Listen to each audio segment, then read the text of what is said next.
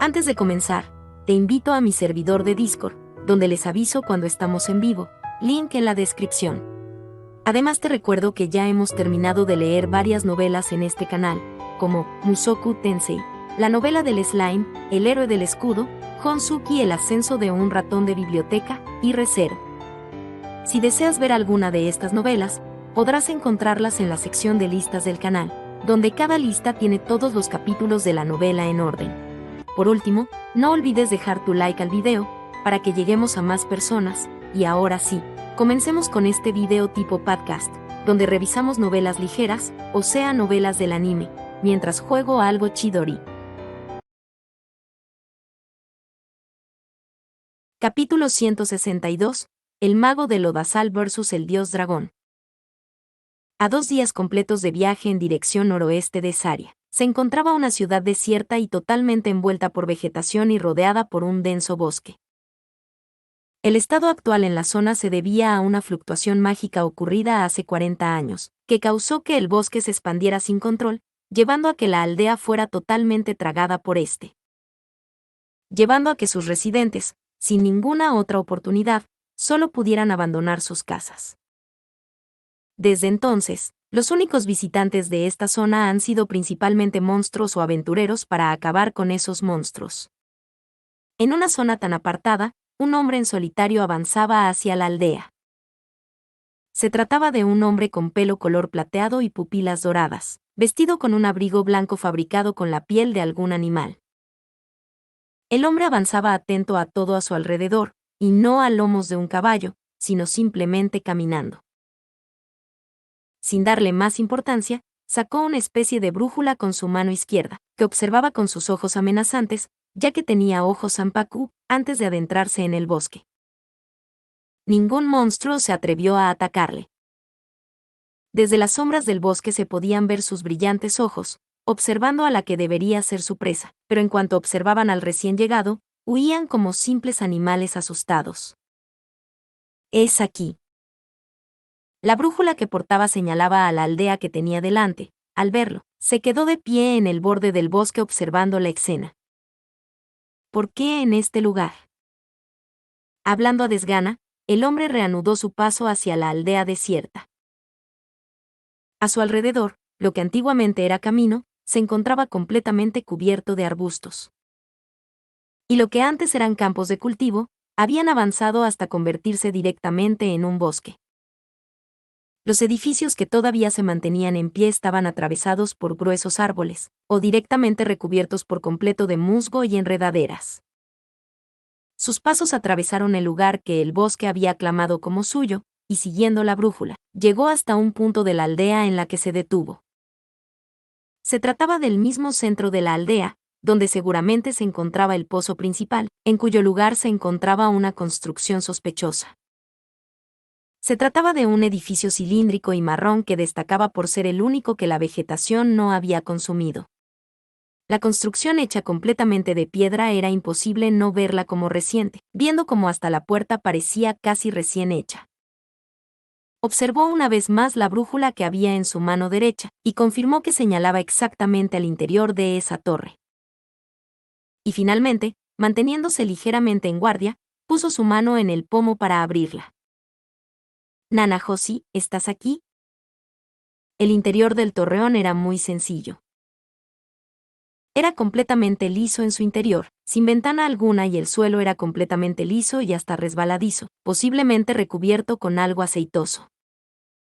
En las paredes, había unos incensarios hechos de esparto que dejaban emanar un aroma extraño que bañaba el interior del edificio. ¿Qué es este lugar? Observó a su alrededor y encontró otra puerta a escasos metros frente a él. Abrió el pomo de la puerta, esta vez más despreocupado, y durante un instante, sintió un suave pinchazo en la palma de su mano.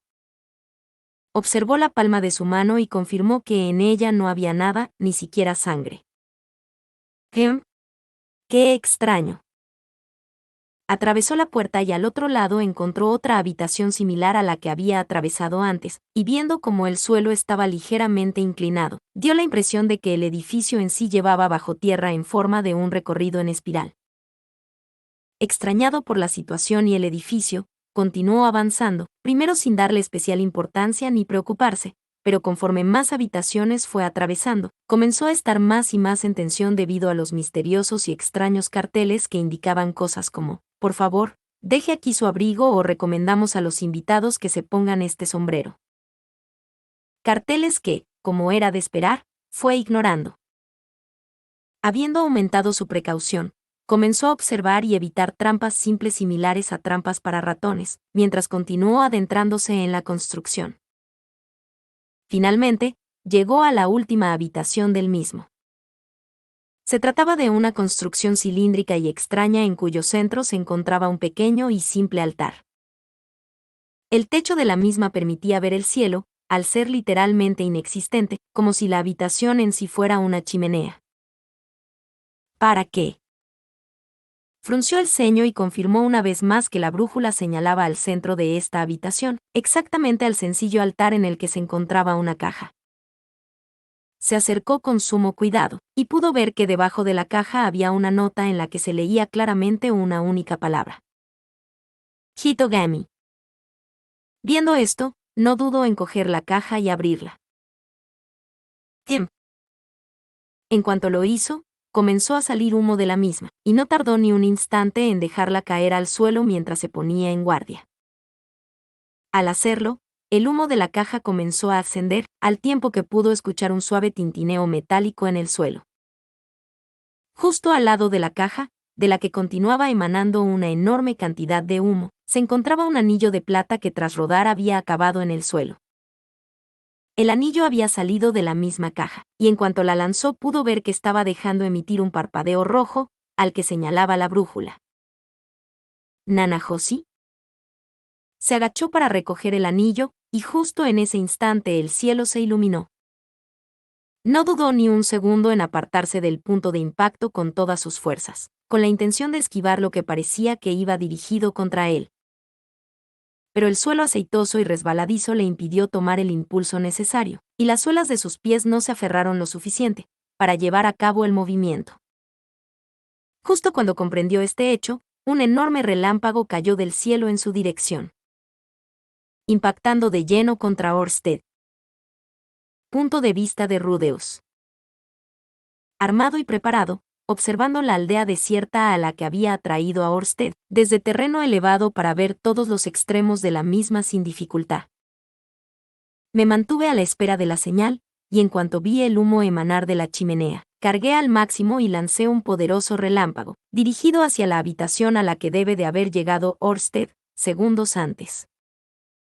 Eso debe haberle impactado. He estado practicando durante varios días el ataque sorpresa solo para este día, por lo que tengo confianza en que el punto de impacto haya sido el centro de esa habitación. Y teniendo en cuenta que lo embadurné todo con aceite solo para que no pudiera esquivar un ataque sorpresa. Aunque, todavía no he terminado. Si hubiera podido eliminarlo solo con esto, no tendría sentido que hasta Tofe, Badigadi y Perugius lo consideren el más poderoso. Alcé mi báculo sin cambiar de posición, y comencé a acumular poder mágico en él.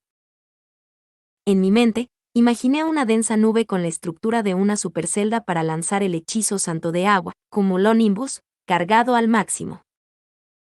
El cielo no tardó en cubrirse de oscuras nubes que comenzaron a tronar y dejar caer intensas lluvias.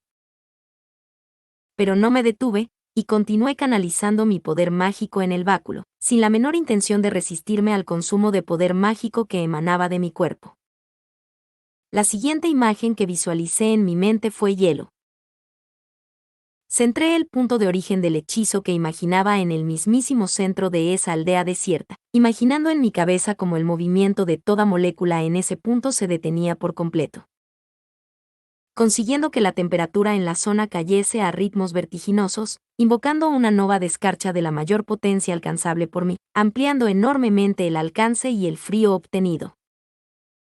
Y una vez estuvo el maná acumulado en el cristal mágico de mi báculo, ejecuté su lanzamiento, consiguiendo que la lluvia densa de agua se convirtieran en miles de estacas de hielo cayendo al suelo a gran velocidad, que el agua que se había acumulado en la zona se congelara y todo en el lugar se convirtiera en una estatua de hielo.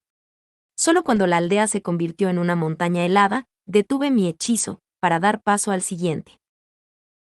Nuevamente, concentré mi poder mágico en mi báculo y empecé a sobrecargarlo, para conjurar una roca enorme a varios cientos de metros sobre la aldea. No lo lancé hasta que la roca ocupó toda la extensión de la aldea, para asegurar que el ataque impactaría a mi objetivo. Y tras eso le aporté toda la aceleración que pude antes de lanzarla contra el suelo. A mis ojos, la piedra golpeó el suelo a tal velocidad, que si hubiera parpadeado, pensaría que se había teletransportado directamente al centro de la ciudad. El suelo bajo mis pies tembló con el impacto, y algo después, pude escuchar el sonido y un golpe de viento proveniente de la zona. Coloqué mi brazo frente a mis ojos para protegerlos, y cuando pasó la ventolera me quedé observando la zona del impacto. Pude contemplar cómo el pedrusco había destrozado la capa de hielo, y se había hundido hasta algo más de la mitad en el suelo. Ha sido un impacto directo, no hay duda. Dudo mucho que haya sobrevivido a algo así, pero ¿lo conseguí? Pronuncié las palabras malditas para este tipo de situaciones tanto en mi mente como en alto, pero no hubo reacción ni pasados unos segundos. ¿De verdad lo he conseguido? Me gustaría pensar que sí, pero... Justo tras pensar eso, el peñasco se partió por la mitad. Una increíble y aterradora oleada de sed de sangre me golpeó de lleno, proveniente del cráter y dirigido expresamente a mi posición. Y un escalofrío recorrió mi espalda haciéndome que me retorciera de miedo, que mis piernas temblaran y mis ojos se pusieran llorosos. En cuanto noté el escalofrío y pude controlar mi cuerpo, me lancé corriendo a la armadura mágica que se encontraba a mi lado, y canalicé mi poder mágico por las distintas partes de la misma como tantas veces había practicado hasta ahora. Me recoloqué correctamente y una vez estuve dentro de la armadura, agarré el báculo que había quedado abandonado en el exterior. Seguía sintiendo la sed de sangre proveniente de los restos de mis anteriores ataques mientras la armadura terminaba de activarse por completo. Activación concluida. Con la intención de atacar una vez más, reuní nuevamente una enorme cantidad de poder mágico en mi báculo. Esta vez imaginé en mi mente una explosión nuclear. Comencé a bombear poder mágico sin importarme la posibilidad de consumirlo por completo, canalizando el poder mágico a través de mi báculo que había alzado apuntando al origen de esa sed de sangre, al mismo tiempo que me protegí a mí mismo con mi mano libre para activar las piedras mágicas absorbentes. Un instante más tarde, en el centro de lo que quedaba de la aldea se vislumbró un flash. Inmediatamente después, ocurrió la explosión y una ola de calor emanó del punto central, expandiéndose a su alrededor a ras de suelo como si lo estuviera acariciando, y hasta pude ver varios árboles prender y chamuscarse al instante hasta convertirse en carbón y polvo. Y apenas medio segundo más tarde, llegó la onda expansiva de la explosión y me golpeó de lleno. Los efectos que pude notar de la explosión habían sido mitigados ligeramente por las piedras mágicas absorbentes, pero igualmente, pude sentir el impacto de la onda expansiva, que ni siquiera fue capaz de hacer retroceder la armadura mágica cargada con mi poder mágico que pesaba varias toneladas. Mantuve las piedras mágicas activas mientras esperaba a que los efectos causados por la explosión se calmaran, tras lo que bajé mi mano y pude contemplar como una enorme nube con forma de hongo, centrada en la aldea desierta, se alzaba en el horizonte. El humo y la polvareda me impedían ver el suelo, pero comprendía que le había imbuido suficiente poder mágico al ataque para arrasar con todo. Probablemente, ese haya sido el ataque más potente que haya usado en mi vida. Y aún así, mi cuerpo continuaba temblando. Porque sentía la inconfundible sed de sangre proveniente de la explosión, chocando directamente contra mi cuerpo, y sabiendo que no había desaparecido porque cada vez lo sentía más cerca. Acercándose a mí a una velocidad absurda. ¿Cómo se ha podido acercar tan rápido hasta mí en apenas unos segundos? Mis dientes se pusieron a castañar por la impresión. Apreté con todas mis fuerzas mi puño que no dejaba de temblar, y llevé mi báculo a una funda que había incorporado a la parte trasera de la armadura. Del mismo sitio, desmonté la Gatling para llevármela a mi mano derecha y el escudo en mi mano izquierda. Respiré profundamente, mientras mi garganta se entrecerraba por el miedo y los temblores. Sentía mi estómago extraño, como si fuese una fuente inacabable de ansiedad y pánico, pero conseguí atreverme a levantar la vista en dirección a la columna de denso humo que se alzaba en el horizonte, preparando la Gatling mágica en mi mano derecha. Fu. Fu. Recuerda. Hasta ahora solo ha sido el comienzo. No puedes dejar que te quite la delantera o perderás irremediablemente. Pero, ¿acaso habré conseguido causarle algún daño? Los venenos de las puertas, la anestesia quemada en los incensarios o las trampas habrán funcionado. Por si fuera poco, he cargado al máximo esos 4 hechizos que le he lanzado, si resulta que ninguno de ellos le ha causado ningún daño. ¿Acaso voy a conseguir algo con este objeto mágico a modo de Gatling que he improvisado en pocos días? Para empezar, responde a esto. ¿Estás seguro de que le has impactado con algo? Debo de haberle dado, por eso mismo usé hechizos con tanto radio de alcance, y los cargué tanto para aumentar aún más el alcance y la potencia para asegurarme de que era imposible que los esquivara. Estoy a toda esta distancia solo para que, en el caso de que él también poseyera un ojo místico de futuro, fuera incapaz de prevenir lo que iba a ocurrir. O incluso si tuviera cualquier otro tipo de ojo, desde que empezó el ataque, no debería saber de dónde vinieron los hechizos. De entre el humo apareció una persona. Con mi ojo místico pude ver la figura de alguien saliendo de la polvareda. «Toma esto». Gritando a todo pulmón, comencé a bombear poder mágico a la Gatling en mi mano derecha, activando el objeto mágico que comenzó a disparar cañones de piedra a un ritmo vertiginoso. Las balas de cañón silbaban mientras atravesaban el aire dejándome sordo con el estruendo realizado, mientras se dirigían hacia su víctima y al mismo tiempo eliminaban por completo la nube de polvo que se había amontonado. Cuando la nube clareó, pude ver sin dificultad a un hombre de pelo plateado con un abrigo harapiento y la cara manchada de polvo y tierra.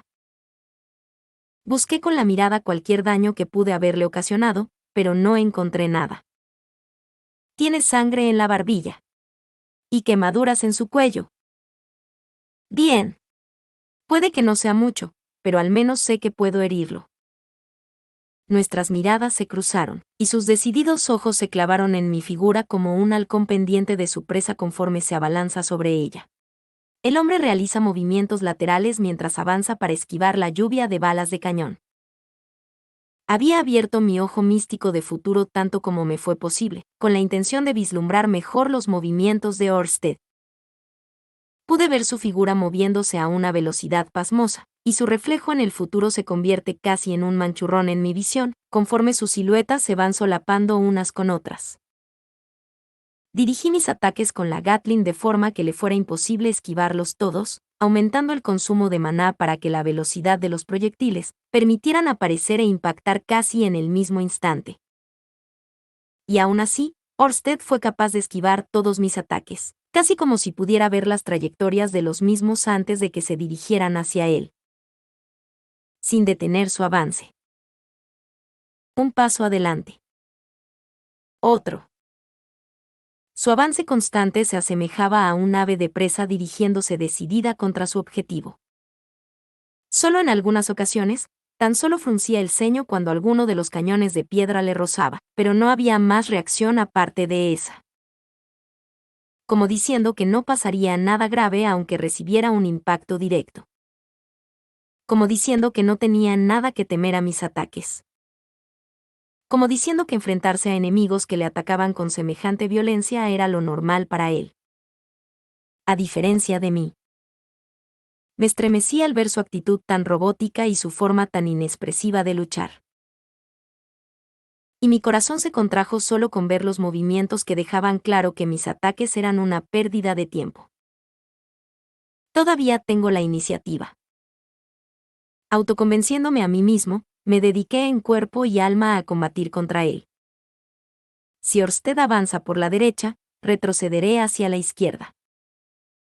Si viene por la izquierda, retrocederé a la derecha.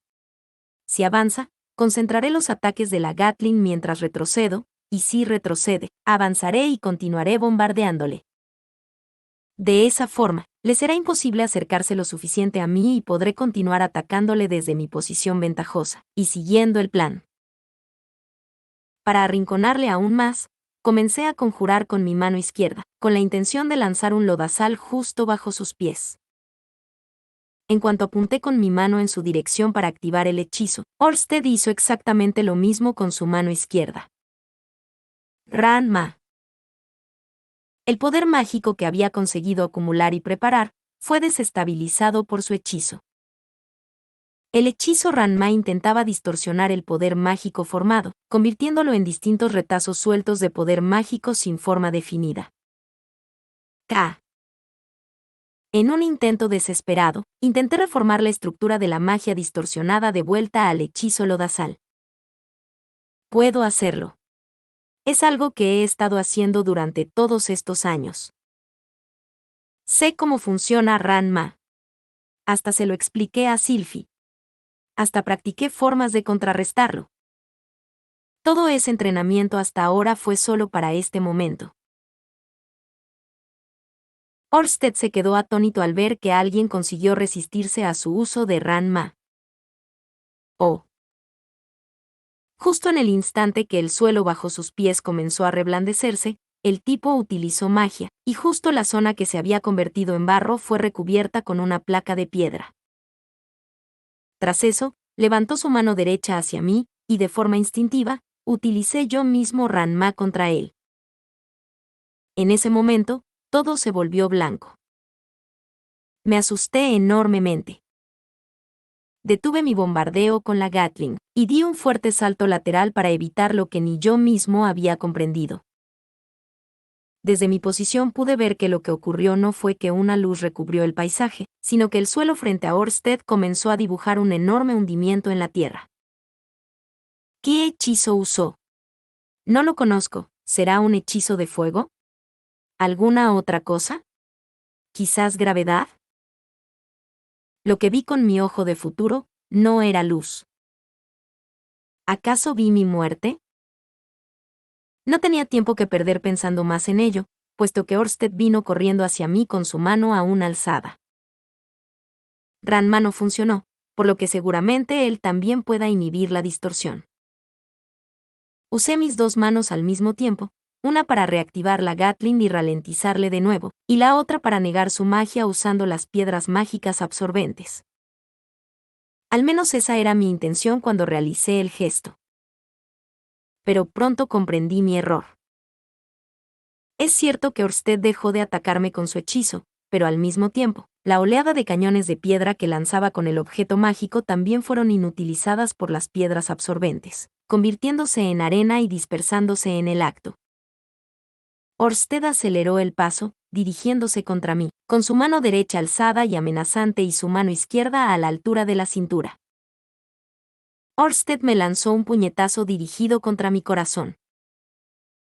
Mis instintos se activaron, llevándome a intentar esquivar el ataque con todas mis fuerzas, intentando alejarme cuanto pude impulsándome con ambos pies para retroceder. Pero no conseguí hacerlo a tiempo. El puño de Orsted golpeó mi pecho. En cuanto escuché el ruido de su puño y el armazón de la armadura chocando, pude ver cómo me alejé de Orsted a toda velocidad. Cras, cras. Podía escuchar el sonido de los distintos árboles, crujiendo al intentar interponerse en mi camino. Ah, así que esto es lo que se siente cuando te lanzan por los aires. Cuando pude reaccionar para poder pensar esto, me estampé contra un enorme árbol que por fin detuvo mi movimiento, causando que, al mismo tiempo, mi cuerpo recibiera de lleno todos los GS de fuerza del frenazo en seco que el árbol había provocado, causando que todos los órganos de mi cuerpo se resintieran enormemente, y seguramente causándome graves daños internos. Perdí la visión durante unos momentos, pero no tardé en recuperarme, gracias a los círculos mágicos que Cliff había colocado en el interior de la armadura para curarme. Aunque cuando bajé la vista a mi pecho, pude ver cómo el armazón se había hundido y hasta partido, y aunque se estaba recomponiendo, era a un ritmo bastante lento. Al menos, pudo resistir un golpe. Me alegro tanto de haber hecho la zona del pecho de la armadura especialmente gruesa. pero volviendo al combate, pude sentir como la sed de sangre volvía a dirigirse contra mí, y acercarse en línea recta hasta que pude ver su silueta. Reactivé mi Gatling enfocándole para lanzarle una oleada de balas de cañón, pero en cuanto lo hice, Orsted realzó su mano derecha apuntándome con ella. Maldita sea, si sigo así, repetiré una y otra vez lo mismo. Si ataco con balas, él contraataca con ese hechizo, y si intento eliminarlo con las piedras mágicas, elimino las balas y corre. Y con un solo golpe ha dejado la armadura en este estado, si sigue golpeándome más y más, al final conseguirá atravesarla. ¿Qué hago? No consigo nada con magia y aunque le impida sus hechizos con Ranma, Orsted, al igual que Moore, es capaz de contrarrestar el efecto. Y lo peor de todo, es que no tengo ni la menor idea del hechizo que está usando Orsted contra mí. Entonces, mejor me lanzo directamente contra él. Confiando en la potencia de la armadura mágica, me apresuré hacia adelante, echándole toda la fuerza del impulso y de mi cuerpo. ¡Puogo! ¡Mu! Corrí en su dirección gritando y lanzándole una oleada sin descanso con la Gatling, y en respuesta, Orsted intentó defenderse con su mano derecha. Salté con ambas piernas, colocando delante de mí el escudo, para arrollarlo con todo mi peso. Orsted se posicionó en una pose del cauce celestial. En el segundo que pude ver ese futuro con mi ojo místico, alteré el punto de impacto de mi escudo, para que fuera la espada corta de Paul la que impactara en él. La espada corta con la habilidad de aumentar enormemente su filo cuanto mayor sea la defensa de su adversario.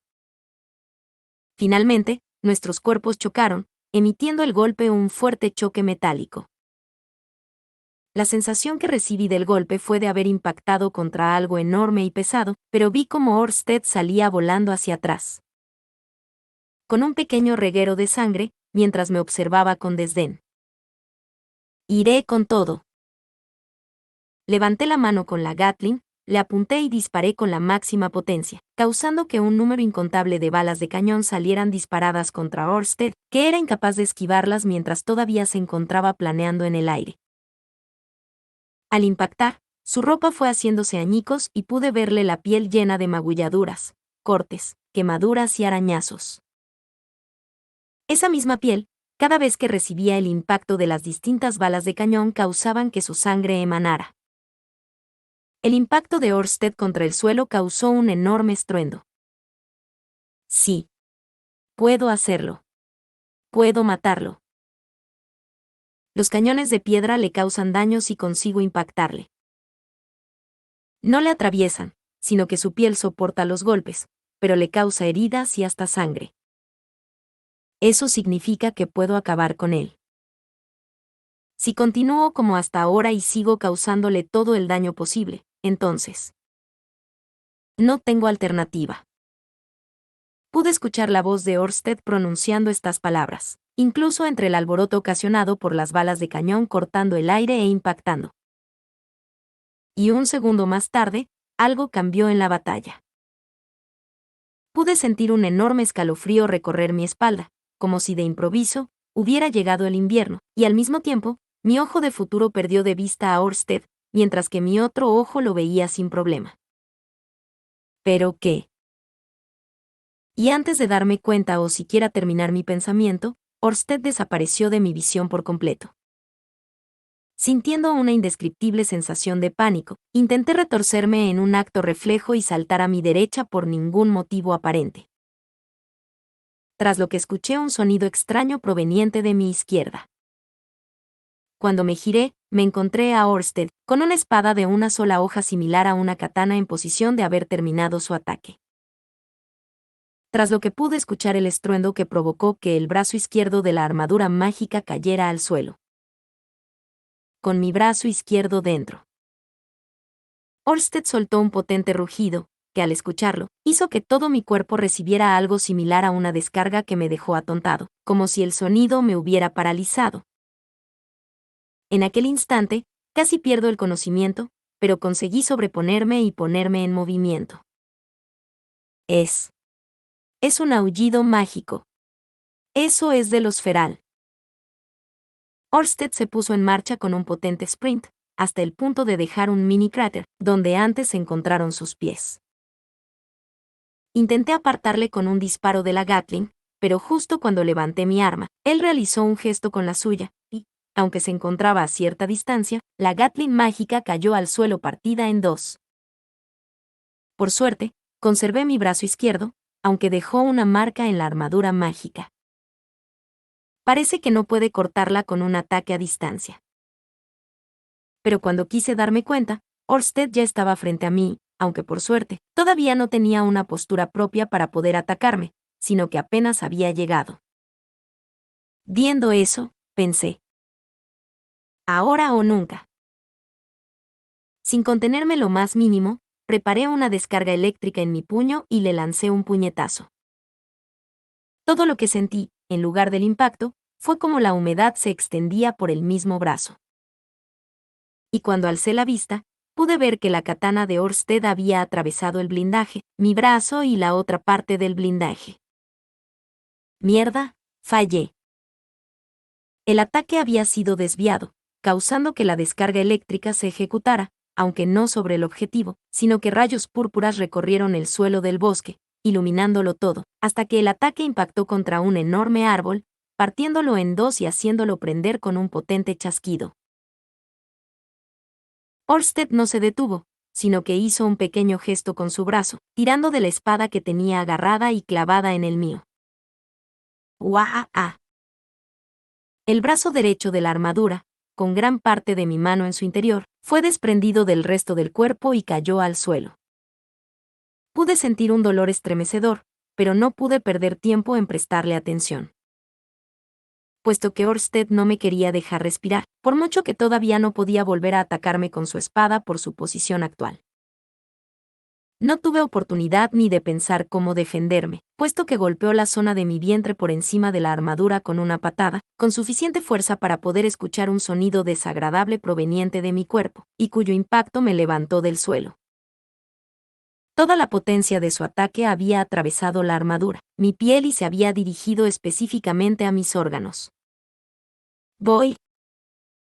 Casi vomité jugo gástrico del shock, como si mi estómago estuviera hecho trizas, además de que mi visión se volvió borrosa por las lágrimas.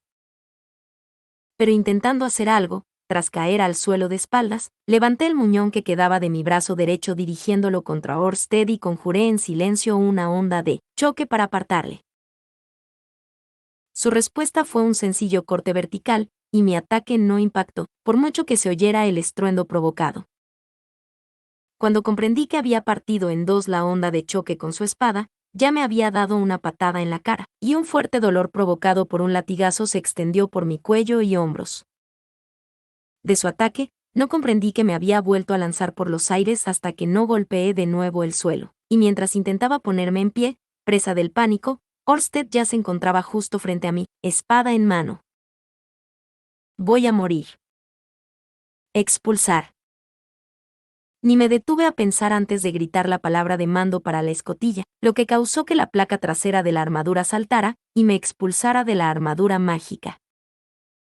Y medio segundo más tarde, la armadura había sido partida en dos. Caí al suelo varios metros más lejos y comencé a rodar sin control. No puedo seguir sus movimientos. No puedo hacerle nada. No puedo reaccionar a sus ataques. Siento dolor por todo el cuerpo. Solo me ha golpeado un par de veces, pero me duele todo, de la cabeza a los pies, como si me hubiera atropellado un tren. Me duele el pecho, el estómago, mi mano derecha, el cuello, la espalda. Me cuesta respirar, y dudo mucho que pueda moverme con facilidad. Encima estoy sin aliento. Eso podría ser. ¿Por qué me estoy quedando sin magia? Ah, ja. Orsted clavó su mirada en mí, y mi única posible reacción fue temblar. He perdido la armadura, tengo que escapar, o me matará, pero mi mano. ¿Dónde está mi mano derecha? Incapaz de reaccionar, recibí una patada que me lanzó volando y me hizo sentir una corriente de dolor atravesar cada parte de mi cuerpo. para finalmente caer boca arriba y sin darme tiempo a responder, un pie pisó con fuerza mi pecho. Un gruñido de dolor salió involuntariamente de mis pulmones, y algo gélido se apoyó en mi ardiente garganta. Cuando bajé la vista, vi que Orsted había colocado su espada justo debajo de mi cabeza. ¿Voy a morir así? Claro, después de todo no he ganado, así que sí. Voy a morir. Me preguntaba de quién se trataba. Así que eras tú, Rudeus Greyrat. Había escuchado que estabas viviendo pacíficamente, así que dime, ¿por qué fuiste tras mi vida? No parecía que Orsted quisiera matarme en el acto, quizás porque ya me dejó vivir una vez, o quizás porque no me queda forma de luchar. Bueno. ¿Qué más da? Hitogami me dijo. Así que después de todo, si eras un apóstol de Hitogami. Ahora muere. Orsted levantó su pie de mi pecho y preparó su espada para un ataque. Él dijo que mis descendientes te ayudarían a matarlo, y eso destruiría el mundo. ¿Qué has dicho? Orsted se detuvo. Hitogami me exigió que peleara contigo, para evitar que destruyeras el mundo. Y de esa forma, si te mataba, dejaría en paz a mi familia y a mis hijos. Traté de levantarme, para caer de bruces sobre las piernas de Orsted, y ahí, apoyado sobre sus piernas y manteniendo la postura con su cuerpo, solté todo cuanto quería decir con los ojos llorosos. Era todo cuanto podía hacer en esta situación. Te lo ruego. Por favor, no destruyas el mundo. No me importa si me matas a mí, pero no acabes con el futuro de mi familia. Te lo pido, por favor. Esta es la primera y única vez que he sabido lo que es la felicidad. Te lo ruego, olvídate de Hitogami. Por favor. Conforme más hablaba, menos fui capaz de controlar mis lágrimas. Soy un inútil, soy patético, penoso. ¿Qué mierda estoy haciendo? Eso es algo que no puedo hacer. En cuanto escuché su respuesta, le lancé un mordisco con todas mis fuerzas a la pierna de Orsted. Fugar. Anclándome a él con mis dientes, elevé el sangrante muñón que quedaba de mi brazo derecho y canalicé cuanta gota de poder mágico quedaba en mi cuerpo, con la intención de causar la mayor explosión posible. No me importa morir si lo llevo conmigo. Ranma. Dispersó mi poder mágico, me pateó hasta soltarme y perdí parcialmente la conciencia, quedándome algo desorientado. Si vuelvo a usar magia, seguramente me desmayé. Por mucho que poseas aspectos de Laplace y un increíble poder mágico, si continúas lanzando hechizos tan desorbitados como los anteriores uno tras otro, hasta tú te quedarás sin poder mágico. Orsted acercó su brazo hacia mí. Voy a morir, me va a matar. Yo moriré y Orsted quedará con vida. Si él sobrevive, Lucy, Roxy también, Sylphie. No. No dejaré que mueran, no puedo perder, tengo que ganar sea como sea. Pero mi cuerpo no me hacía caso, mi poder mágico está al mínimo, y me estoy desangrando por ambos brazos. Apenas soy capaz de seguir consciente. Mi visión comenzó a oscurecerse, hasta que comprendí que Orsted había cubierto mi rostro con sus manos. Ah. Ah. Ah. Al menos, debería haber escogido un nombre para el bebé. Orsted me dejó marchar. Sin ver siquiera cómo llegó, una persona se había colocado entre nosotros, como si pretendiera protegerme de Orsted. Se trataba de una mujer alta, vestida con ropas oscuras bajo un abrigo elegante. Y en sus manos llevaba una espada de una única hoja que parecía casi transparente. Pero como me estaba dando la espalda, me era imposible ver su cara para saber de quién se trataba. Pero... ese cabello, lo recuerdo. Corriendo por su espalda, una larga y densa melena ondulada llegaba hasta su cintura, de un color rojo tan intenso que casi parecía que alguien lo había realzado aún más con tinte. Parece que te he hecho esperar, Rudeus. Y al escuchar su voz, supe que frente a mí se encontraba Eris Greirat. Capítulo 163. Espada rabiosa versus Dios Dragón. Los motivos que llevaron a Eris a aparecer frente a Orsted en esa situación no fueron para nada especiales. Hace unos días, un par de mujeres atravesaron la entrada de Saria, la capital de la magia. Una de ellas era una mujer de la raza feral con tonos grises en su pelaje y que le sacaba una cabeza a su acompañante, una mujer de raza humana, con una majestuosa melena carmesí. Ambas iban vestidas con atuendos similares, y ambas llevaban espadas en el cinto. Se trataba de Eris Greirat y Ghislaine de Dordia, que por fin habían llegado a su destino tras un largo viaje. El viaje no fue precisamente tranquilo. Para reunirse con Rudeus lo más rápido posible, tomaron un atajo a través de un bosque y se perdieron. Mientras intentaron buscar la salida, acabaron adentrándose más y más hasta acabar en un nido de goblins, donde tuvieron que pelear. Finalmente, lograron salir del bosque y llegar a una ciudad cercana, donde se enfrentaron a unos vándalos. Pelearon contra toda la banda, y al final, tuvieron que abandonar la ciudad sin información debido a los asaltos constantes de esos vándalos. Por lo que no sabían bien cómo llegar a Saria desde su posición. No obstante, ambas son aventureras consumadas, y conforme se pusieron en marcha, consiguieron retomar la ruta y llegar al reino de Ranoa, y una vez allí, el resto del viaje fue mucho más tranquilo. Una vez llegaron a Saria, todo parecía estar yendo sobre ruedas, puesto que en cuanto llegaron al gremio de aventureros para obtener información sobre Rudeus, casi todos en la ciudad sabían dónde vivía y pudieron conocer el camino a su domicilio con facilidad. Resultó que no solo en el gremio de aventureros, sino que toda la ciudad había escuchado y conocía a Rudeus Greirat. Para facilitarles encontrar el lugar, les comunicaron que en su jardín podía verse una extraña bestia proveniente de Vegarito y una planta extraña, que sospechaban se trataba de alguna clase de Trent, mezclada entre los cultivos. Gracias a esa información, no tuvieron problemas en encontrar el lugar. Cuando llegaron a su destino, observaron que el edificio en el que se alojaba, aunque ni por asomo llegaba al nivel del palacete de Sauros en Roa, era de suficiente envergadura como para ser considerado una posada, y hasta el jardín era suficientemente extenso como para entrenar en él. Hablaron entre ellas, pero ocurrió un evento poco común. Eris no se atrevía a entrar, sino que se quedó frente al pórtico de la casa de pie inmóvil y con una postura imponente, con la barbilla alzada observando la casa. Casi como si pretendiera que Rudeus la viera por una de las ventanas y saliera a recibirla. El motivo de esta pausa fueron los rumores que habían ido escuchando sobre Rudeus mientras viajaba. Rudeus Greirat, el Odasal. Un aventurero que había acabado en solitario a un dragón errante, vencido a un rey demonio, con el título de más poderoso en toda la Universidad de Magia de Ranoa.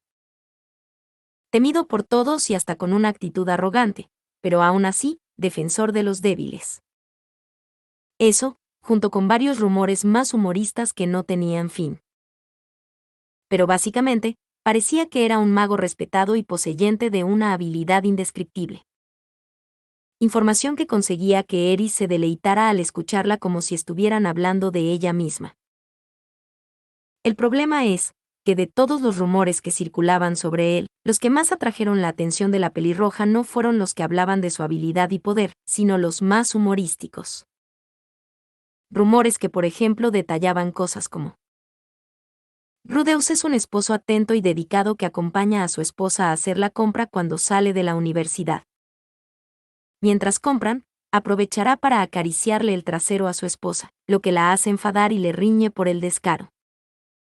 Está casado con una chica que casi parece una niña pequeña. Se ha casado en 2 ocasiones, una ofensa imperdonable para los seguidores de Milis. Básicamente, los rumores sobre las esposas de Rudeus es lo que había captado en mayor medida la atención de Eris. Y es que, cada vez que Eris recordaba el contenido de la carta, fruncía el ceño de tal forma que una enorme arruga se dibujaba en su frente. Y poco después de entrar en Ranoa, averiguó el nombre de las 2 mujeres. Sylphied Greirat y Roxy M. Greirat. ¿Qué debería hacer cuando las viera? ¿Qué ocurrirá? Había escuchado por encima sobre ellas en la carta, y varios rumores llegaron a sus oídos mientras viajaba. Y aunque había estado pensando durante el viaje sobre varios aspectos de su regreso, a la hora de la verdad, cuando tuviera que discutir el tema, no estaba segura de que todo saldría como lo había pensado. Y por eso, Eris se quedó de pie frente al portón de la casa de Rudeus y su familia. Pero para sorpresa de ella, una persona distinta a Rudeus se dirigió a ella. Se trataba de una joven sirvienta a la que reconoció casi al instante como Aisa, la hermana pequeña de Rudeus que habían rescatado en Sirón. La pequeña fue hasta ella, y parece que también la reconoció. ¿Eres Eris-san? Sí, ¿verdad? La pequeña vestida de sirvienta que se encargaba de las tareas del hogar, había visto a Eris hacía un rato, pero había esperado que ésta fuera la que se decidiera a entrar, por cortesía, principalmente. El problema es que una hora más tarde, la pelirroja no había dado el primer paso, y fue Aisa la que fue a recibirla. Para Aisa, Eris era una persona a la que le debía en parte su vida. Porque aunque la persona gracias a la cual consiguió ser rescatada de Sirón fue a su hermano Rudeus, no tenía duda de que Eris había sido una parte activa en su rescate. Y como su madre le había enseñado, toda ayuda debe ser recompensada.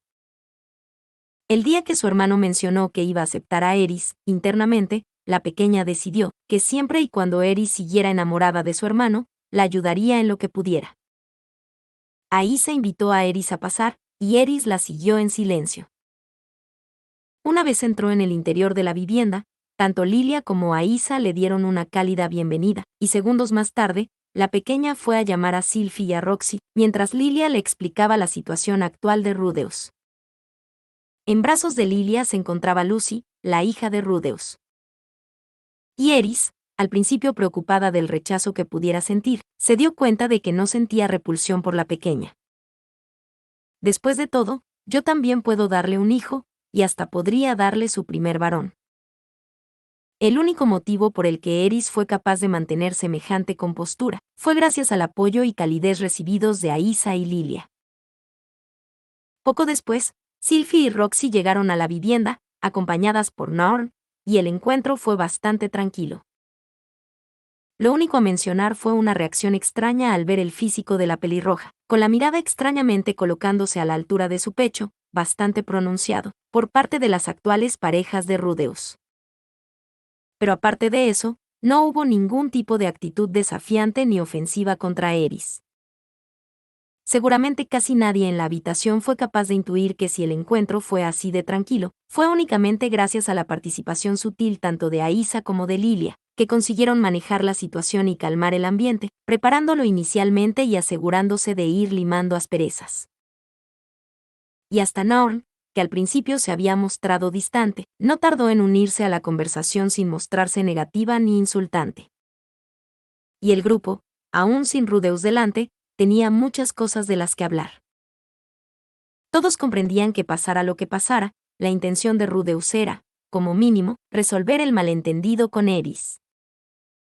Pero conforme Eris comenzó a relatar su historia, quedó constancia del respeto y amor que sentía por la persona que no se encontraba presente. Y aún con cierto recelo y con un tema tan delicado, el ambiente no se tensó. Ya que a todo el mundo le agrada escuchar elogios y admiración hacia la persona que ama. No obstante, la tranquilidad no duró demasiado, puesto que Eris realizó una pregunta que alteró por completo el ambiente. ¿Y bien? ¿Dónde está Rudeus? Fue a luchar contra Orsted, Eris-san. ¿Qué? Lo han dejado ir solo. ¿Acaso quieren que muera? Ambas están a su lado. Deberían haberlo acompañado. Los comentarios de Eris causaron mella en las dos mujeres, aunque Sylphie fue quizás la más dolorida por las mismas, respondiendo entre lágrimas. Queríamos, Sniff. Queríamos ayudarlo, pero, si íbamos con él, solo seríamos un estorbo, Sniff. Las lágrimas de la joven de orejas puntiagudas conmocionaron a Eris, y recordó entonces el motivo por el que había estado todos estos años entrenando en la Tierra Santa de la Espada. Fueron necesarios para no ser un estorbo. Y como, viendo que no había nadie que pudiera ayudarle en esa situación, Rudeus decidió escribirle una carta a Eris específicamente, aún teniendo a su lado a sus dos esposas. Este hecho le causó celos entonces, pero ahora le ocasionó una ligera sensación de superioridad. Si quieren ayudar, no duden y háganlo. Yo iré a ayudarlo, porque así lo he decidido. Llegó hasta tal punto su determinación, que aunque tuviera que llevar a la fuerza a Sylphie y a Roxy, y acompañadas por Ghislaine, fueron las 4 hacia donde se encontraba Rudeus. Lo que llevó a la situación actual. Sin conocer bien el destino y a un ritmo vertiginoso, llegaron incluso a pasar de largo la aldea desierta hasta que vieron una enorme explosión en el horizonte. Se acercaron y oyeron sonidos inequívocos de un combate al que intentaron seguir el ritmo a toda velocidad, buscando a Rudeus, para finalmente encontrárselo al borde de la muerte. Eris no dudó en dar un rápido paso al frente para colocarse justo frente a Orsted. Ghislaine, encárgate de la retaguardia. Sin embargo, Orsted no se había posicionado para el combate, sino que tan solo observaba a Eris extrañado. No, en realidad sus ojos se enfocaban a espaldas de Eris, observando detenidamente a las dos mujeres que se acercaron al cuerpo agotado de Rudeus. Pero Eris no perdió de vista ni un instante a Orsted. Observando que la parte superior de su cuerpo había quedado completamente expuesta, con sangre emanando de distintas heridas incluyendo de su cabeza, causando que se le notara algo magullado. Incluso su pelo parecía haberse quemado parcialmente y se podían observar moratones en distintas partes de su cuerpo. Se trataba del daño acumulado durante el combate hasta ahora. Pero herido como se encontraba y algo desganado, en su mano derecha mantenía la sujeción firme de su espada, arma que no había visto nunca hasta este momento. Y aunque Eris no era una persona capaz de saber sobre espadas a simple vista, llegó a la conclusión de que era una espada acorde a él. El arma poseía un aura similar a las espadas que atesoraba el dios del filo, comprendiendo que la espada en manos del dios dragón ocultaba un increíble poder. En nuestro último encuentro, ni siquiera usó una espada, mejor dicho, ni siquiera necesitó usarla, le bastaron sus manos desnudas para vencernos. Que Rudeus haya conseguido herirle tanto solo, que hasta haya conseguido forzarle a usar esa espada. Oh. Me encantaría poder mostrarle ahora todo lo que he avanzado en estos años, pero no debo apresurarme. Necesito ganar algo de tiempo primero. Eris se autoconvenció de esto, ya que su intención no era vencer a Orsted en solitario. Principalmente, porque le era imposible. Solo con ponerse delante de semejante monstruo, había comprendido instintivamente la diferencia entre ambos.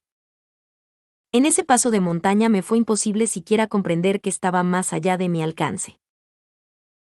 Para mí, era una montaña vertical que se extendía hasta el infinito, pero no por ello inalcanzable. Ahora puedo comprender la brecha que nos separa. Y como lo supe ese día, Orsted es un obstáculo enorme, una dificultad pasmosa. Algo fuera de mi alcance. ¿Eris Boreas Greirat? ¿Tan importante es para ti un hombre que no es Luke? Luke. El hombre destinado a casarse contigo. Eso no tiene nada que ver conmigo. Ignoré sus palabras, ya que no conozco a ningún Luke. Para mí, el único hombre que me importa es Rudeus, nadie más. No necesito más. Eso pensé.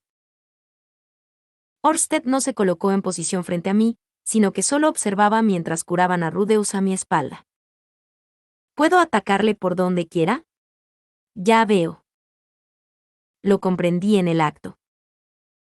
Claro que puedo atacarle por donde quiera, es lo que pretende conseguir. Quiere que me lance hacia él. Viéndole actuar de esa forma, recordé mi última reunión con Galfarion, dios del filo. Ese día, Galfarion me invitó a su habitación y colocó 3 espadas frente a nosotros. ¿Cuál quieres? Tuve en mis manos las 3 armas. Hace años, habría dicho que la espada que me dio Rudeus en el continente demoníaco sería suficiente. Pero he crecido, esa espada ya no encaja con mi físico. Deseo una espada más grande, ya que con la que tengo actualmente, podría no ser capaz de herir a Orsted. Alguna vez había escuchado a supuestos maestros decir palabras grandilocuentes como: depender de una espada para combatir, como espadachín, el orgullo es suficiente. Pero Eris tenía clara otra idea. El orgullo por sí mismo es basura. Esta. En mis manos se encontraba la espada más simple de todas, una espada de una única hoja fina con una leve curva en el extremo. Era la única arma de las 3 ofrecidas de la que no emanaba una poderosa y siniestra aura, sino que hasta tenía un toque agradable. Así que Dragón Fénix. Contra Orsted es una buena elección. ¿Por qué motivo? Porque esa espada mágica, aunque a primera vista no parezca nada especial, fue forjada con la finalidad de dotarla de la habilidad especial de ignorar el toki defensivo de tu oponente. Aunque en el caso del dios dragón, su toki es tan poderoso que ni siquiera esa espada es capaz de ignorarlo por completo. No obstante, sí que es capaz de ignorarlo parcialmente. Se trataba de la espada que el maestro herrero Yori Sasukata, conocido como Emperador Dragón, había hecho con la finalidad de que un dios del filo pudiera llevar su habilidad hasta el máximo posible. La elegancia del dragón Fénix, una espada con la habilidad de ignorar el toki defensivo. Se trataba de una espada hecha específicamente para que la portase un verdadero dios del filo. Esa espada no encajaba conmigo, pero es probable que sí lo haga contigo. El dios del filo posee 7 espadas famosas, de las cuales, la primera está en su posesión directa. Otras 2 se las entregó a los actuales emperadores del filo, una más para Ghislain, la reina del filo, otra para Eris. Y las 2 restantes estaban reservadas para los santos del filo, Nina y Gino, para entregárselas cuando alcanzaran el siguiente nivel. Pero ahora quiero hablar del motivo por el que te he hecho llamar. El primer punto importante contra Orsted es: escuché con atención la advertencia del dios del filo. Bajo ningún concepto tomes la iniciativa. No necesitaba preguntar el motivo, era algo que yo misma había sufrido con anterioridad. No cabe duda de que ha llegado al nivel de dios del cauce celestial. Si le atacases primero, su contraataque te mataría, no lo pongas en duda. Recordé entonces el evento de mi primer y único encuentro con Orsted hasta la fecha, y cómo éste me lanzó por los aires de un solo golpe de sus manos desnudas. Un recuerdo desagradable. Aunque esa es solo la primera fase. En definitiva, Galfarion le había dicho que aunque el filo celestial se basara en tomar la iniciativa, en este caso, hiciera lo contrario. La estrategia del dios del filo contra Orsted era sencilla y razonable, por lo que decidí hacerle caso y no atacar. El cauce celestial siempre espera y no es agresivo, sino defensivo. En cambio, el filo celestial es agresividad pura. Por esto, para los practicantes del filo celestial, un oponente del cauce celestial era el peor posible, puesto que los contraataques de estos son certeros y mortales, y la única forma de sobreponerse a ellos es poseer una habilidad superior. Con todos mis entrenamientos con Isolde, lo sé, lo entiendo, por eso no atacaré primero. La chica que había obtenido el título de espada rabiosa por su agresividad, estaba sufriendo enormemente con esta situación. ¿No vienes? Controlando su posición y preparada para cualquier cambio en el combate, mantuve controlada al máximo mi agresividad. Esta escena pareció sorprender a Orsted, quizás porque el filo celestial se precia de siempre tomar la iniciativa, siendo esta la base misma del estilo. Debo esperar. Para así poder atacarte junto a Rudeus. Calmando mis emociones, respondí secamente. ¡Qué sorpresa! Eris Boreas Greyrat peleando junto a sus aliados. ¿Esta también es parte de tu locura? Ciertamente, posees un mayor juicio. Así que eso es lo que sucede cuando te enseña el maestro adecuado. Ya no soy una Boreas. Tan solo soy Eris Greyrat. En ese caso, la Eris que conozco, es otra persona, ¿no es así? Mientras pronunciaba estas palabras, Orsted lentamente se recolocó y sujetó la espada con decisión en su mano derecha, elevándola ligeramente para señalar a Eris con la punta de la misma, mientras mantenía su mano izquierda libre. Bueno, entonces tendré que comenzar yo. Sin que ninguno de los dos hiciera absolutamente nada, el combate había llegado a la segunda fase. Separador. La segunda fase que el dios del filo le había relatado a Eris de la siguiente forma. Orsted es capaz de utilizar sus manos como si fueran espadas, para lanzar con cada una de ellas una hoja de luz. Hasta este día, has entrenado con Nina lo suficiente como para ser capaz de contrarrestar sus ataques, ¿no es así? Debes comprender que Orsted no puede superar tu velocidad y alcance solo con sus manos desnudas, por eso, apunta a la muñeca de su ataque y rebánasela. El mayor problema será comprender de qué mano viene su ataque, si la derecha o la izquierda, y en el caso de que ataque con ambas al mismo tiempo. ¿Cuál crees que será su ataque principal? ¿O será un ataque alto o bajo? Esa será tu principal tarea en la segunda fase. Esas fueron las palabras exactas que Galfarion le dedicó sobre la segunda fase de su estrategia, a lo que Eris solo pudo tragar saliva en su garganta seca. Orsted ya ha desenvainado su espada. No está usando sus manos como sustituto. Su ataque será una hoja de luz perfecta. ¿Seré capaz de superarle así? Pero me mantuve positiva. No, no será perfecta. Orsted no está en su mejor condición, está cansado y herido, y hasta sangra por la mano que sujeta su espada. Además, está sujetando su espada solamente con su derecha. Así que debo hacer un ataque bajo. ¿Cómo puede usar solo una mano para el ataque estando en ese estado? Me está menospreciando. Por lo general, ese hecho me habría hecho enfurecer, pero por raro que sea, en su lugar, me pareció perfecto. Jamás pensé que llegaría el día que le viera utilidad a ser menospreciada. Y justo en este preciso instante, Orsted hizo un gesto pavorosamente rápido.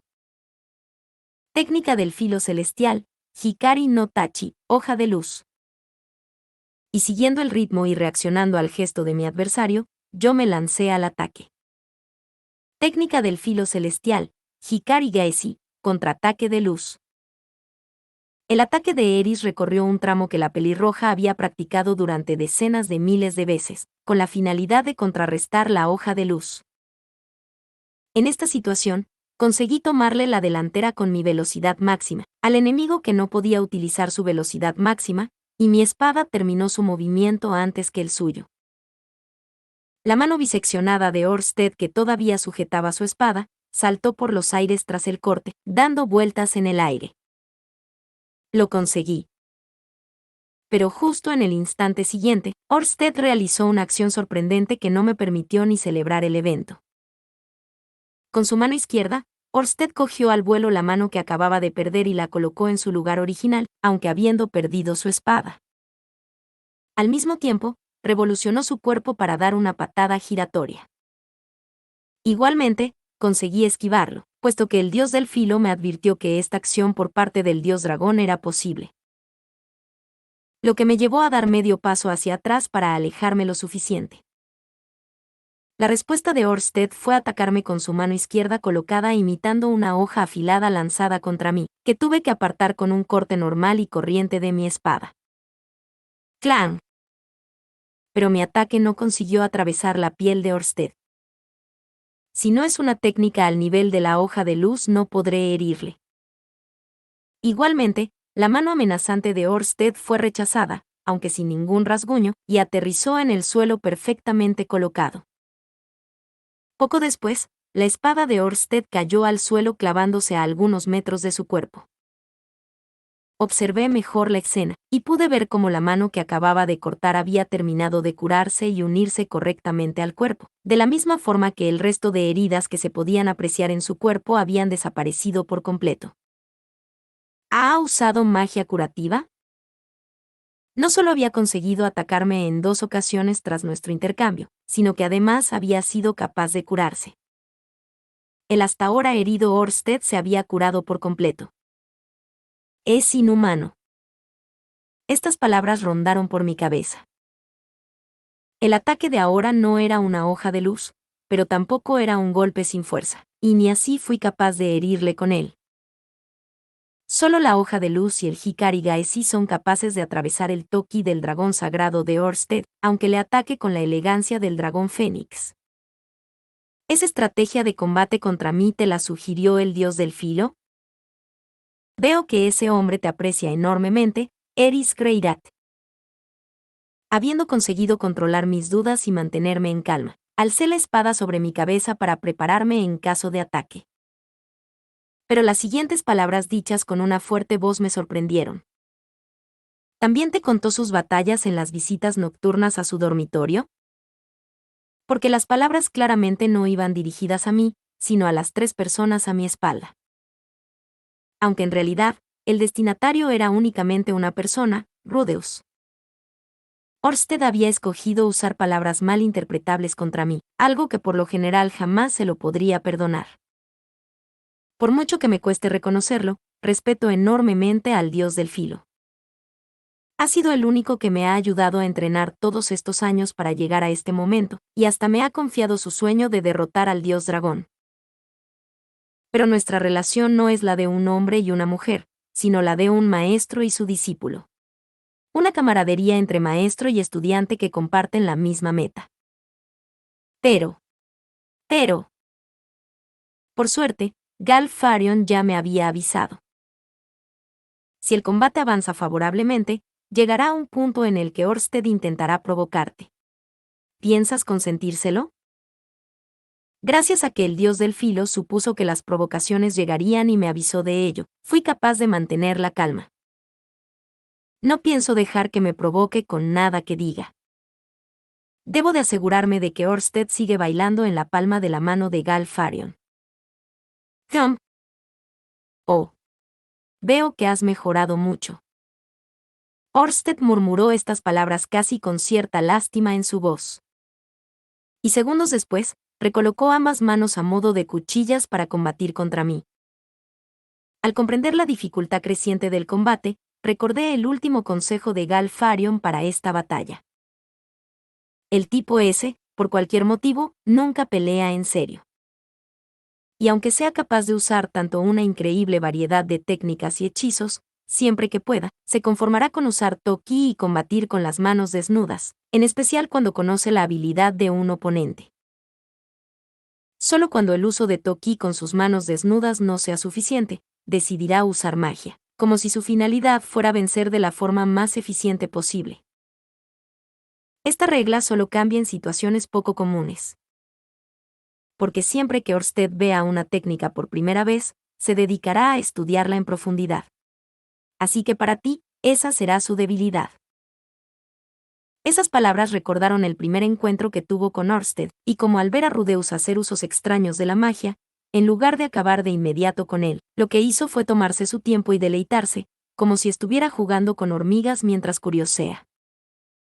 En aquel entonces no lo comprendí, pero ahora.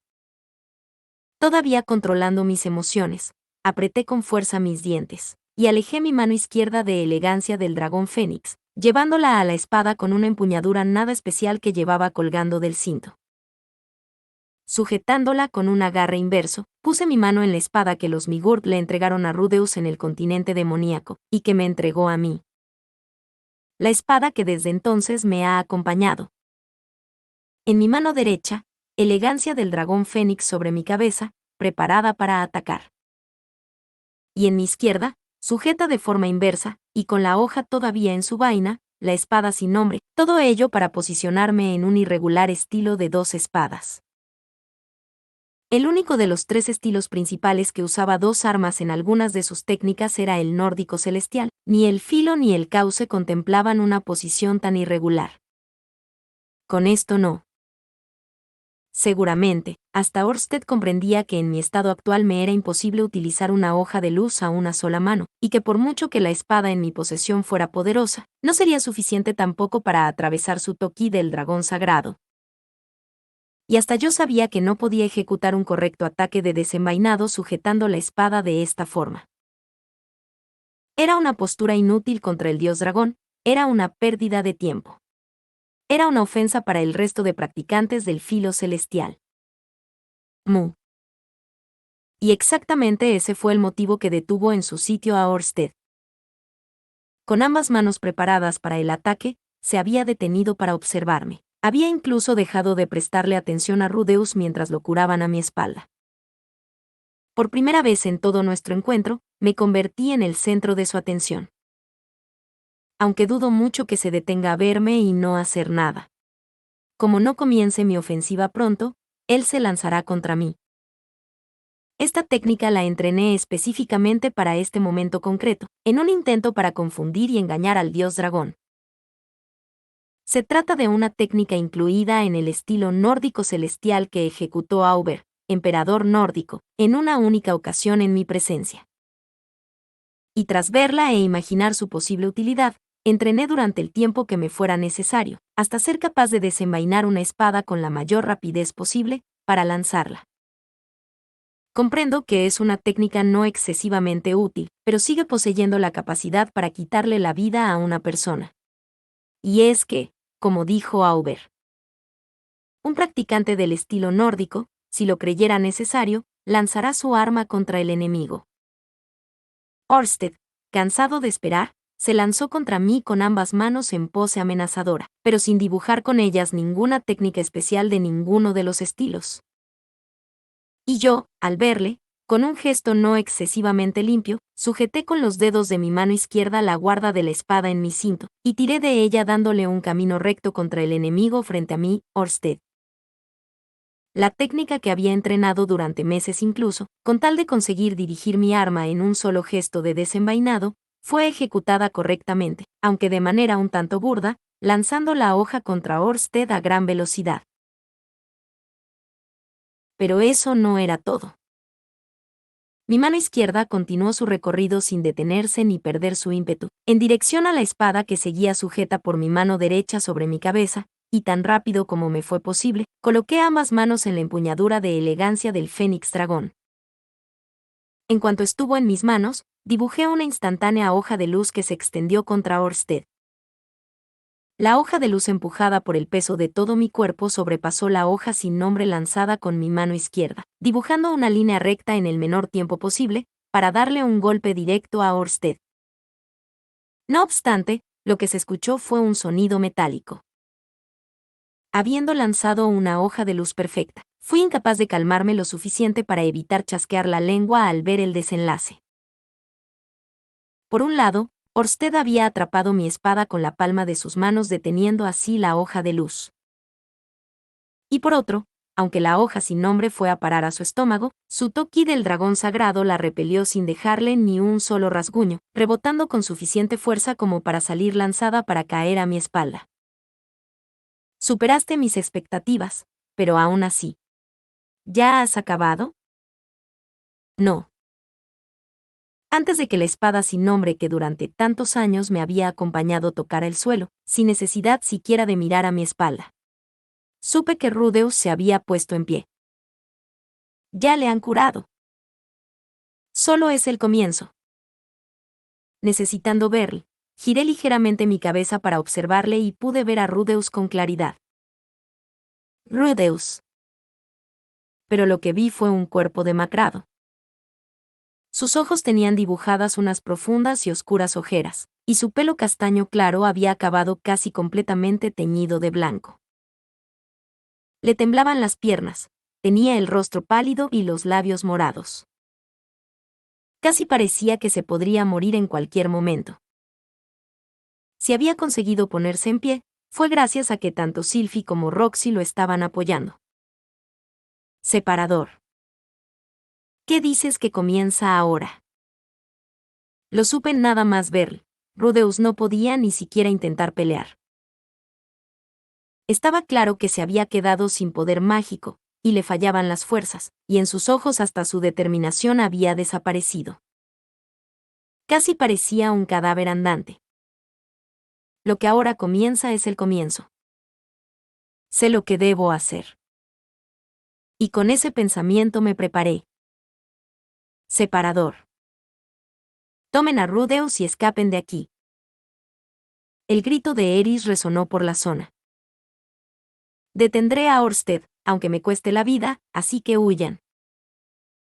Sylvie comprendió al instante la determinación de la recién llegada, principalmente porque no era la primera vez que veía esa clase de sacrificio.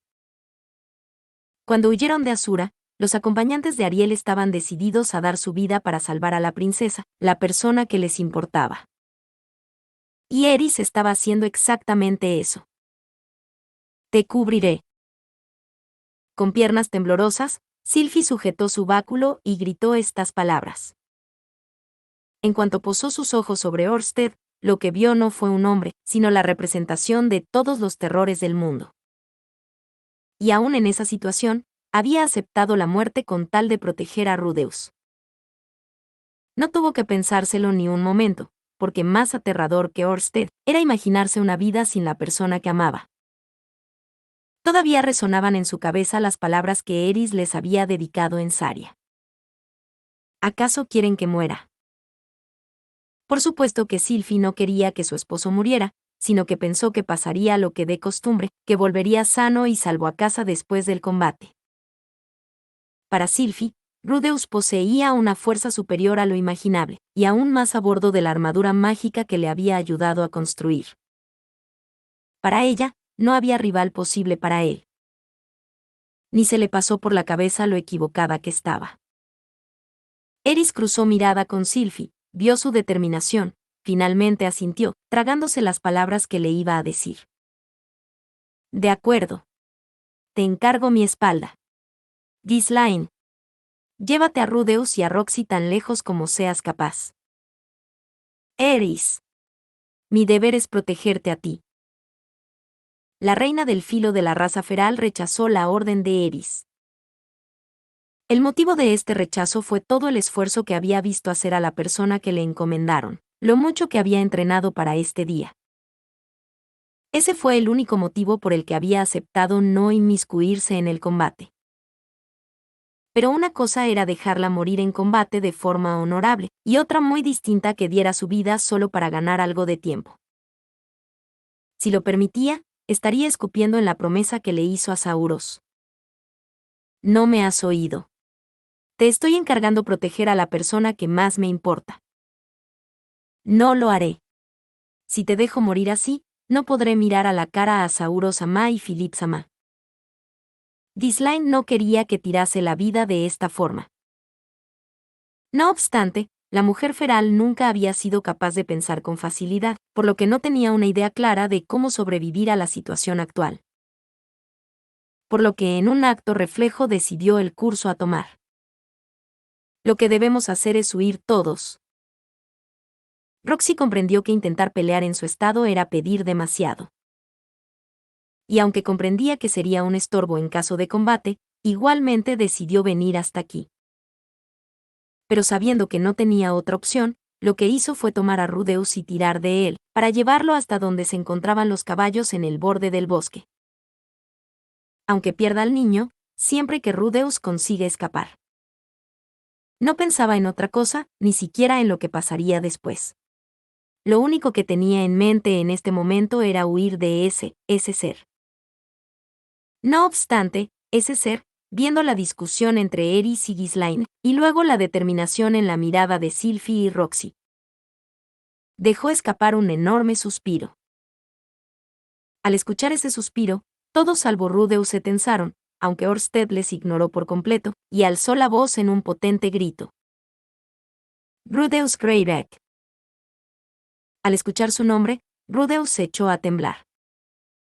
Mientras seas un aliado de Hitogami, no pienso dejarte marchar. Aunque tenga que matar a todos los presentes.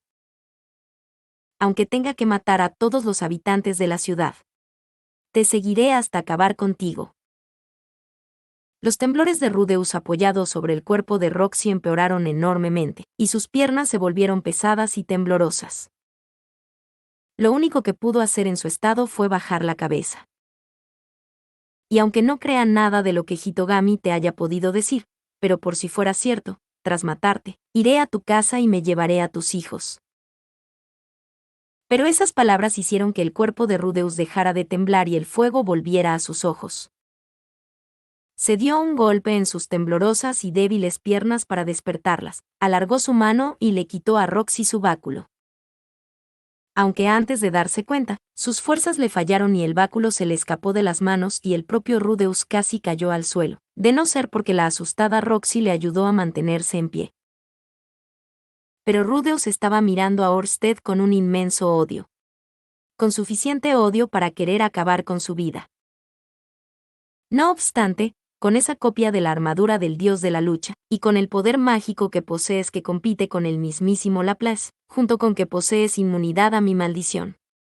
Puedes serme de utilidad. Las palabras de Orsted consiguieron que la sed de sangre de Rudeus decreciera visiblemente, y aún sin comprender lo que Orsted le intentaba decir, siguió escuchándole.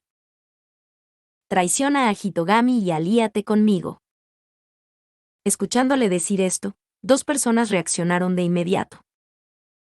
¿Qué tonterías estás diciendo? Rudy, te está engañando. Para Eris y para Sylphie, no había duda de que lo que el dios dragón decía era una sarta de mentiras. Aunque no tenían pruebas para llegar a esa conclusión, simplemente estaban seguras de ello. Por su parte, Roxy y Ghislaine, aunque no mostraron su disconformidad, analizaban sus palabras en busca de intenciones ocultas en ellas. Si lo haces, perdonaré este ataque a traición por tu parte y te devolveré tus brazos. No obstante, la actitud de Rudeus era distinta a la del resto de su grupo. El motivo era que había comprendido que había algo en el tono de Orsted, había notado que aunque estaba tenso, había un sentimiento distinto al miedo o al odio en sus palabras. Lo había notado, pero no sabía de qué se trataba. Bajo la protección del dios dragón, Hitogami no podrá alcanzarte con sus garras con facilidad. Los ojos de Rudeus dejaban clara su confusión y duda. Incluso ahora. No podrá contemplar esta conversación. Si de verdad le ayudabas en contra de tu voluntad, este acuerdo debería ser favorable para ti. Elige, Rudeus Greyrat. Alíate con Hitogami y yo mismo te arrebataré todo. O alíate conmigo y peleemos juntos contra Hitogami. Siendo alguien inmune a la maldición, deberías ser capaz de escoger por ti mismo. Rudeus y Orsted cruzaron miradas durante varios segundos, y todavía apoyándole para que se pudiera mantener en pie, Roxy pudo escuchar cómo su esposo vaciaba sus pulmones exhalando de forma prolongada. Parecía que intentara confirmar si decía la verdad únicamente mirándole a los ojos, como si sus facciones escondieran la verdad. Pero era imposible que Rudeus pudiera ver algo así solo en su rostro, y los segundos se hicieron eternos. ¿Rudy? Rudeus se apartó de Roxy con pasos torpes, llegando entre tropiezos hasta Ghislaine, sobre la que se apoyó para mantenerse en pie. Siguió avanzando, esta vez apoyándose en Sylphie, y continuó avanzando hasta ponerse a la altura de Eris, a su lado. Llegado a este punto, cayó al suelo frente a Orsted, hincando ambas rodillas en el suelo, pero con la cabeza alzada mirando a Orsted a los ojos. ¿De verdad existe un método para proteger a mi familia de Hitogami? Lo hay. Es cierto que su habilidad para ver el futuro es poderosa, pero eso no significa que pueda verlo absolutamente todo. No debería ser ni omnisciente ni omnipotente. ¿Y ese método? ¿De verdad asegurará que no le pase nada a mi familia?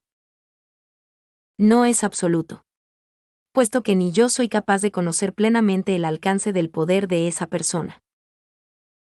Orsted fue incapaz de garantizar la seguridad de la familia de Rudeus, y ni siquiera prometió que todos estarían a salvo o que no les pasaría nada. Los presentes miraban a Rudeus esperando su respuesta, y lo único que pudieron ver fue la desesperación en la mirada de Rudeus, que estaba observando a Orsted con lágrimas en los ojos suplicándole con la mirada la salvación de sus seres queridos. Todos se preguntaban qué estaría pensando en una situación así. Y pasados unos segundos, Rudeus tomó su decisión. Yo, pongo mi vida en tus manos, Dios Dragón. Por favor, ayúdame. Y de este modo, Rudeus Greyrat se convirtió en el súbdito del Dios Dragón. Fin.